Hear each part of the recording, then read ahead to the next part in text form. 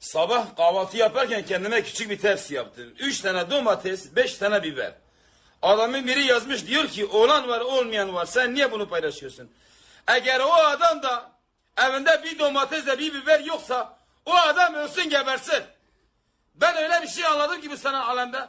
Pohunu yap, tabağa koy, paylaş, yine kıskanırlar. Lama altı üstü 3 tane domates, 5 tane biber lav. Derdin ne senin lav?